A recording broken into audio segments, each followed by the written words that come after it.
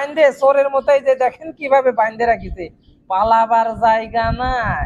সবাই রেডি থাইকো, পাশার ছাল একটাও থাকবে না নে।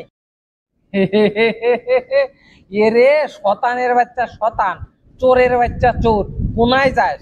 দেশের নিরীহ ছাত্র ছাত্রীদেরকে হত্যা করে, নিরীহ জনগণকে মেরে, দেশের সম্পদ নষ্ট করে, লক্ষ লক্ষ কোটি কোটি টাকা বিদেশে পাচার করে, এখন কোনায় যাস? চোরের বাচ্চা চোর, শতানের বাচ্চা শতান। এই যে শিক্ষার্থী হত্যার মামলার দুই আসামি দেখেন কিভাবে পলাতে, যে পিঠ পোড়া খেয়ে বান্ধে পড়ে আছে।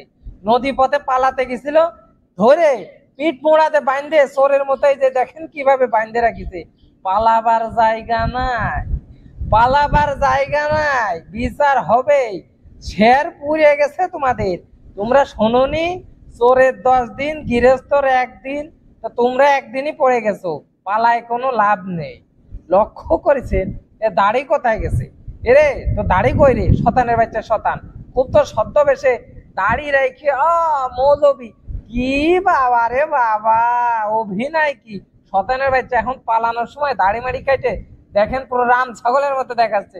পুরো সেই হিন্দু ধর্মের কি কয় পণ্ডিত, পুরা পণ্ডিতের মতো দেখা যাচ্ছে। দেখেন মুসলমান শতানের বাচ্চা আমার দাড়ি রেখে, চোরের বাচ্চা চোর, শতানের বাচ্চা শতান।